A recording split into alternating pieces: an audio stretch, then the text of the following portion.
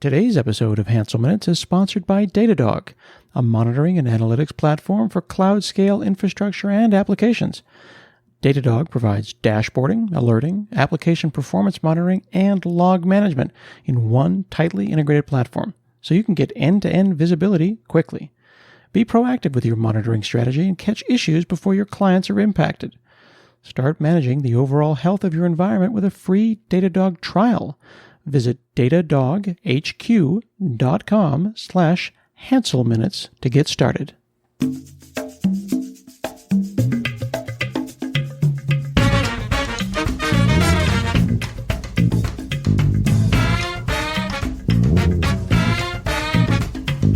Hi, this is Scott Hanselman. This is another episode of Hansel Minutes. Today I'm chatting with Adam Dymitruk, the event modeling founder. He's going to teach me all about all things events. How are you, sir? Good, Scott. Happy to be on the podcast. It's been years of waiting for this day, so thanks for having me. I appreciate that. We'll lower your expectations now. But you had talked to me about event modeling at .NET Fringe, which was a conference in Portland a number of years ago, and we have a little YouTube video up on my site that's a couple of years old. But if you go around and search for like event in Google, it'll autocomplete a number of things. It'll autocomplete event modeling. It'll autocomplete event sourcing. Sometimes you'll get event storming. Maybe we can start by understanding this concept of events and explain this kind of this new way of thinking about system design that's been actually not new at all. Yeah, it's a interesting journey that I started 12 years ago by looking at the technical side of event-driven systems, and slowly realized over a decade-long time that it's really how we always thought about information systems long before digitization. I always go into the fact that digitization is just a small blip on human history. It's only been really the last 50 years, if even that's stretching it, of modern digitization. And one of those things is the application of Moore's law, not to computing power, but to storage. And the transistor gave this giant leap for processing power, but we didn't have a transistor for storage of information. And so there's this mismatch. And this is where we came up with tables, normalization, all these technical things to make digitized information systems significantly different than the way we treated regular information systems on pen and paper. And what's coming back now is that all of the tech has caught up, including storage. Now you can have, run an entire company from the 1950s, a global company from the 1950s on your phone, right? It's just your phone has that much storage. So that Moore's law aspect as applied to storage has caught up. And so we no longer have to have contrived abstractions and ways of thinking to digitized systems. Yet the ruts in the road are deep. And so that's the way we still learn systems. And it's really about unlearning and thinking that, hey, humans think in stories. How civilization started is really about telling stories to the next generation. So even before the written word, a grandpa and a grandma would be talking to their grandkids around a fire in a cave. And this is how knowledge and memory got passed on to the generation. So the story-like nature of our minds and being able to take key frames from stories or pictures, or it's a very interesting field of study just to see how we can, with a very few data points, I'll call them facts or events, recreate and reconstruct an entire story. And so This is a really fundamental shift in the way we design systems, whether they're manual or digital, so that it's more human to talk to them. We already had clues about this with behavior-driven development or specification by example. The reason these were successful is because they played in harmony with the way the human minds worked. And the reason that UML wasn't so highly adopted is because it was graphs and multiple documents. And so that didn't stick around because it was hard to remember them and it was tedious to go back and do that. But we can get into more of the other details as to why that's a little bit more onerous and how event-driven thinking and event modeling help you out of that problem.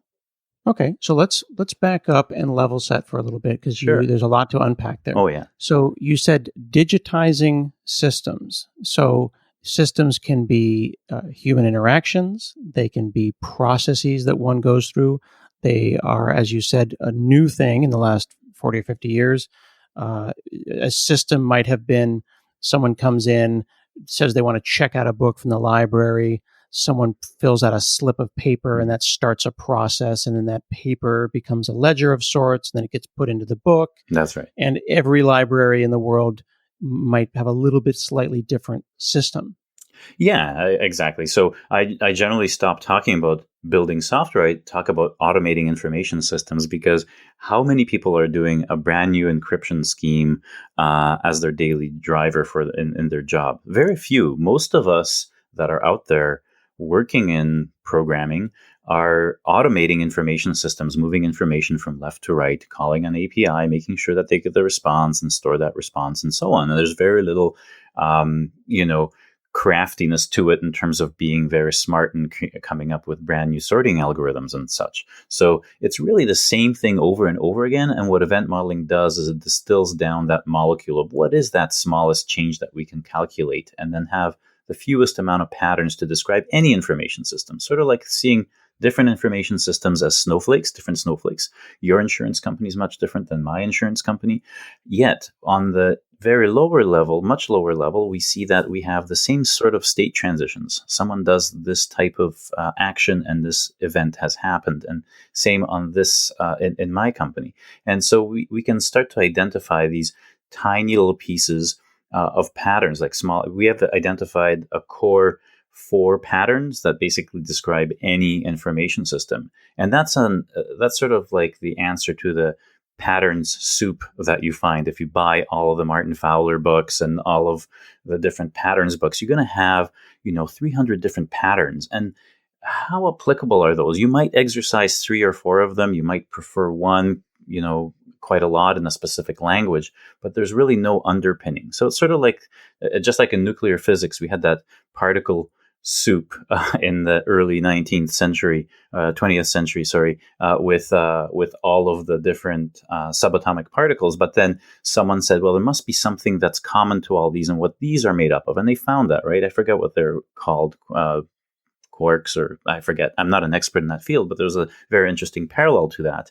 And same with matter and energy with E equals mc squared. Quite a simple formula on top of all of this other research that underpins all of that. So what we've done is sort of the same thing for information systems to identify these inputs and outputs, and how these very small little patterns can be used over and over again to stretch out any complexity and describe it in very repeatable, tiny little steps that actually give you really good estimates and other things. You can reuse your whole stack the same way.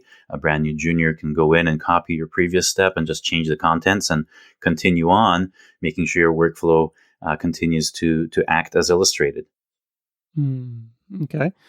By the way, I'm sure that folks will probably chat us on Twitter and remind us about our physics and whatnot. I think that we were thinking about like the Higgs boson that was discovered in 2012, and then the different particles. Oh, of course. It's a loose analogy, and I'm sure we'll get totally slammed for that one. Yeah, people will destroy it and be like, no, strange quarks work like this.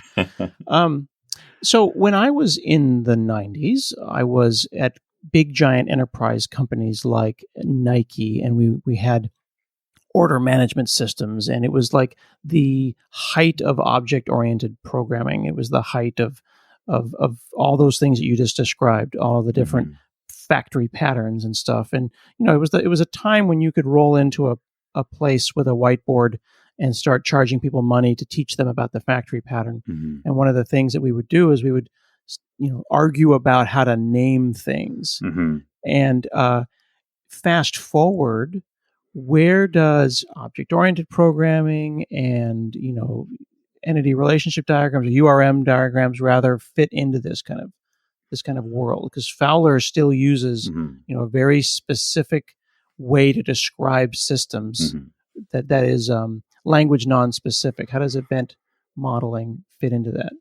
It fits very much in the same way that it's non-language specific in terms of a specific type of wording that you need to use. You use business wording for your events, such as user registered or book was checked out from the library and things like that. However, the underpinning of what you're describing is quite significantly different.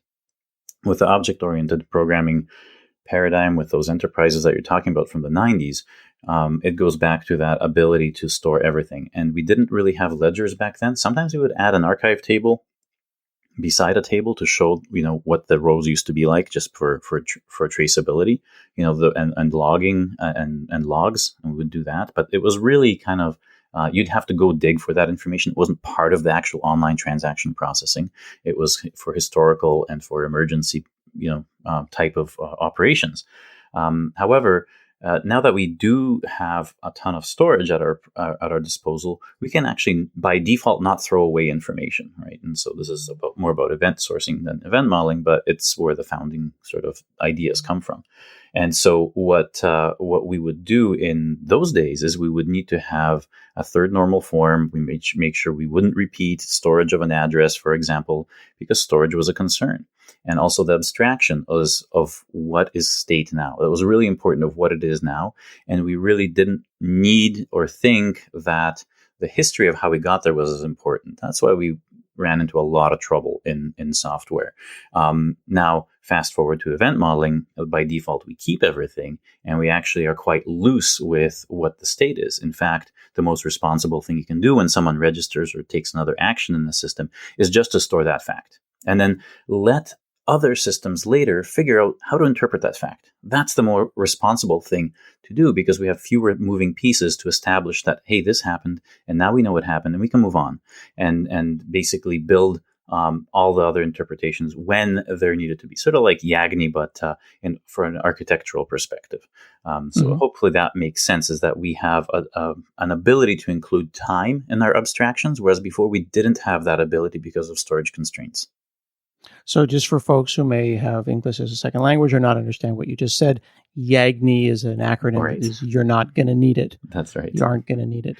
So your goal here is to take complex systems, which we tended to turn into even more complicated software systems, and express them in a way that is more natural for humans, and thereby become as not complex as possible. You're using kind of you're changing the size of the Lego pieces so that we can build complicated things, but the quarks, the Legos, the molecules, the essence of what you're doing, the size of the pieces that you're chewing off here are limited in size. That's right. And it seems to me like we always talked about single responsibility principle when we did object-oriented programming. You're taking that responsibility very seriously. Yes, absolutely. And a lot of other principles, such as open-close principle, a lot of times, these little state transitions that I'm talking about, those Lego pieces you're talking about, we call them slices because we include the UI in an event model, which is really important. The UI UX part of the system,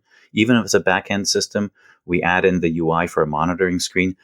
Half the people out there are visual learners and half are analytical, right? Or and there's obviously people that overlap in both. But in the space of all of our architecture talks, we really didn't talk about the UX experience. And it's always important to tie it back to what the user experience is overall. And event modeling provides that as a first-class citizen. I think that's one of the biggest differences between event modeling and any other kind of modeling or design discipline that's there. It ties everything together and really does go from the boardroom all the way through to implementation, testing, and maintenance of your systems, versioning the systems and migrating to new versions. All of those types of things are considered when you're dealing with that. And so back to the little Lego pieces that you said, it's a really good analogy. We'd established that we're just going to use these 4 different blocks. And that way, because we're using these 4 different blocks, we get a really high sample number for when we use them. And when you get a high sample number, you can get a really good average. And so now you can do estimates empirically, like from this team can do this many workflow steps, as we call them, or slices in a given time for a given project of a certain size. And now we have something incredibly reliable. I haven't seen a more accurate estimation process in my whole history. And I've been writing software since the Commodore 64 when I was a kid in the 80s. And I have never seen a way to predict the costs of software that match this, which is really that alone should be gold for businesses. And then I just want to make sure that we touch on very briefly, for those, again, who may not be familiar with these different terms, the open-closed principle, the idea that something is open for extension, but is closed for modification. And that seems to be pretty fundamental. Like you're taking some of these fundamental tenets of the solid principles of object-oriented design. Exactly. And you're cementing them and insisting upon them, and then taking it to the next level. Exactly. We're making that concept available to business because we chose such small Lego pieces. It's easier to throw it away and replace it with a correct one than go in and have to swim through and try to fix something. This is a very powerful methodology as well for doing polyglot development. For example, if you're starting to, and for those that don't know, polyglot means using multiple languages in the same solution and even the same service, which is, how could you do that? Well, imagine if you have to hire someone that's an expert in your field. Maybe it's a library, and this person is an expert C# developer, but your solution is in Golang. Would you want to send them on their way because the tech stack doesn't match, or force them to learn C# or vice versa or Golang? No, we should be able to take these little pieces of state transitions and have them done in any kind of stack that you want. I mean, we already see a lot of this happening in the serverless world, right? Which you're very familiar with. But that doesn't stop us from being able to do that on traditional topologies that we may still be using today. Okay. So when I talk to the regular Joe and Jane developers out there in the world, the patterns that I tend to hear a lot about tend to be a little closer to the glass of the monitor, if I may. Mm-hmm. They're things like model view controller, and they're That's thinking about view models and things like that. Mm-hmm. What kind of person, what kind of engineer or architect are thinking about the things at your level? Is this back-end stuff? Is this things that don't have a UI, or does this cross-cutting in its concern? This is incredibly cross-cutting, and it even cuts upwards into being able to use event modeling at the C-level, director level, for being able to zoom out of that timeline, because event modeling has a core timeline on it, and it's by example. It doesn't have splits in terms of paths that you could take, like an activity diagram or some other flow chart.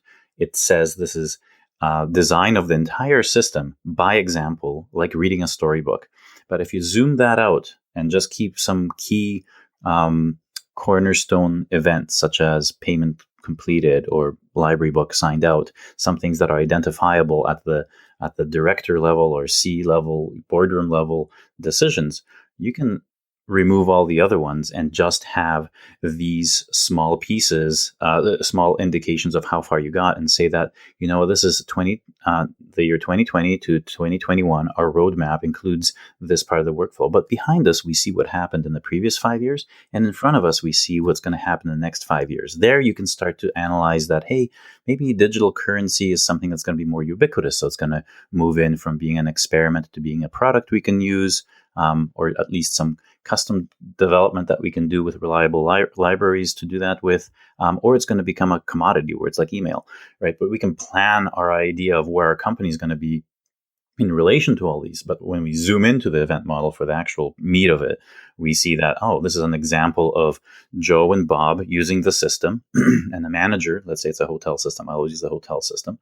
And this is what each person sees in their email or each screen on their computer when they're at home. And this is what the manager sees behind the counter when they check in. And I have that story and I see all information that goes in and out of the system accurately. And that also gives me another thing. That gives me something called information completeness. So I have a bit of, like, the most important part of any design is really about making sure you have the right storage places and you understand what data is in the system. And this goes back to Mythical Man Month with Fred Brooks. So Mythical Man Month is a really old book from the 1960s, I believe.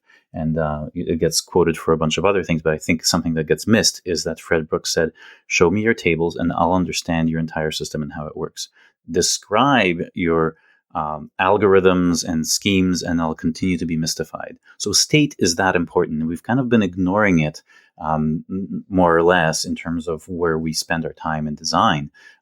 If we use state, we actually have a much better anchor to reality and to actually what we're going to need to implement. And so for us, it's been a driving force for the last 5 years at my company. And we only develop things this way if someone sits down with us and says that this event model is correct. This is what I'll be happy with, or they actually do the event modeling with us because it's very easy to do. It's a very low fidelity, easy to explain practice where at the least you're just showing what screens people see as time moves forward, and then what information gets stored along those same timelines, and show the interactions by example and say, hey, at the end of the year, if I have this system doing this, I'm good. That passes. And we can slice that up into these little pieces that we were talking about before to give a proper estimate and cost and time and all those things.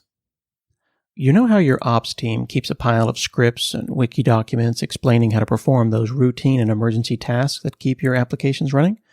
They might call them runbooks or playbooks. Our friends at Octopus Deploy were thinking, DevOps is about collaboration. So doesn't it make sense for runbooks to be automated from the same place as deployments? Well, Octopus Deploy is now the first deployment tool with native runbook support. The best thing is your runbooks can share configuration settings and automation steps with your deployments. Find out more at octopus.com. So if we are a company that is already, or a person who's already familiar with like UML, Unified Modeling Languages, Grady Booch's way of thinking about software, and we're designing systems and we're used to doing things like swim lanes and stuff like that, expressing something in the context of event modeling is going to be very natural. Absolutely. It's going to give you a fast, kind of give you a turbo boost for that approach. Because Grady's excellent work is, bar none, the best way to express what the program is doing. However, it's a little bit onerous because you almost have a one-to-one mapping between your classes and methods and all the other things you want to show in your UML, and there's 7 different types of diagrams. So essentially, we looked at the goals of what UML is supposed to be used for, or any kind of design methodology, and say, can we achieve those same goals with way fewer parts? And the part that stuck out as the biggest piece that we could remove is the how. Like, I don't care how you store that information as long as it's stored. Taking out that how, the minutia of the implementation, really reduced the amount of work for design to be down to like 5%. I mean, we've been doing event modeling sessions from an afternoon to 2 days for startups to large Fortune 500 companies. There's an entire mine. The deepest mine in Europe is using event modeling to coordinate 60 different subsystems that need to be coordinated together. We have large international banks like Capital One using the approach. So event modeling's basically beyond me now. It's taken off as a way that, holy smokes, these guys prove that you can ignore this really chunky part out of design and reinvest that time into all these really awesome things like UX, UI, testability, the mindset of specification by example on a very large scale, and basically break down walls, make very wide bridges between all the different roles in the company, that you're all speaking the same language. And a lot of times I say this is the blueprint for when you're building a house. We're building a company, we're building a system. We have a blueprint we can roll out on a wide table, and anyone can walk up to that, ask a question, and get an answer immediately. It serves as a design document for when you're building. It serves as a map when you've already built, where you want to find things where things have happened. It applies to traditional systems as well as new event-based systems. So the traditional system state might just be represented by rows being shown at the bottom, sort of like a sequence diagram, but turned sideways. And there you would have the state of each column in each row that's at play right now, when they get changed. And that's also a way in traditional systems, coupling's a big enemy. You have different pieces of functionality coupled together by the same state in some table. And you can show that. You can show that in my workflow, I have this thing at one end doing something here, and this other thing at the other end doing something almost completely different, but they're sharing this one row and column from this table. I can show that, and I can say, look, if I need to change that part, this is going to drag in with all its dependencies. We've all been there. we walk on eggshells with some of these large systems where we start to, tweak one little method here. And then, oh my goodness, we just, all the integration tests start to fail. We've all been there. It would be nice to have a map to navigate that. It's like, listen, we either have to augment something on the side, but if we change this, we have to consider, 5 or 10 of these things. And a lot of times these are done via, analysis of dependency graphs and other things. But some of these things are more insidious, where they're just about the fact that something is stored somewhere in state, and it might have been kind of a side effect that someone someone's kludged in some extra encoding in a field, in a value in a field somewhere. As the systems grow bigger and as you get more into technical debt and other things, you see more and more of these things. Needless to say, you can basically use event modeling to get yourself out of those situations, to do some empirical strangler pattern stuff. I hate to use patterns again. I'm trying to just get things down to 4 patterns. But for people that are familiar with some of the works around legacy systems, all the strategies there, they're made much more easily accessible via event modeling because you can use the state approach that allows you to really remove some of the really burdensome ideas about how and just empirically look at what happened. And that should fast track you to getting somewhere a lot faster and get some better tests in place and other things, or entirely, start to implement things on the side and still integrate with the old system. Those are all possibilities. So now, one of the things that I think is worth noting as we get towards the end of the conversation here is that we've been talking about things. We've referenced the 90s. You've referenced tables. Mm-hmm. You haven't said anything technology specific. You haven't said SQL Server or Mongo or anything like that. When we say things like cloud native or born on the cloud, even the cloud didn't exist when these kinds of systems were created. So you're not dictating where any of this state is stored. It could be Redis. It could be Azure Storage. It could be wherever. Like, this is non-denominational. This is a religion of yours, but it's a non-denominational religion that really supports all systems. Yeah, it's more like environmentalism, right? We care about leaving the planet in a good state. I'd say it's more of that than religion. Every religion can agree on environmentalism. It's about being a responsible citizen in your world of software, to really open up the communication channels up and down, be transparent, know exactly where the work's going to be. If someone makes a decision, see the impact of that. Make it, not something that has to go down a chain of command through 4 different roles. And by that time, you don't know who to hold accountable for why things went wrong, or why there's a change that needs to be bubbled back up because it might not be the best implementation. So a lot of times an event modeling diagram is shared and actually collaborated upon by the most amount of roles, so that you can have people, from the UX UI, some designers say, this is a really bad idea. We shouldn't have these screens in this order. People hate that, which, regular engineers go, I really don't care. I'm just making APIs here. And vice versa.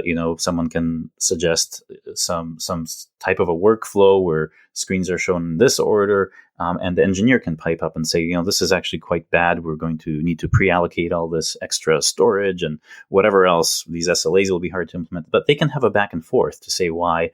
They have a forum for that. They have a canvas for that, where they can actually look at both sides of their concerns and have a discussion. And it's not about us and them. It's about them standing shoulder to shoulder and talking about the solution in front of them. Right? That's a big difference once you start, having the design documents the designers hold, the UML diagrams the developers hold, the strategy roadmap the boardroom holds, and so on, right? That creates islands and really requires a lot of translation. What we want is a better form of communication. We want a collaborative medium that everyone can understand and have that. And so sometimes when we talk about SLAs or maybe security, we can introduce the idea of an overlay on top of the event model. We can say, well, this will jump from this UI here to actually register. That's got a security risk because it's going over the network. We have to make sure that path is encrypted.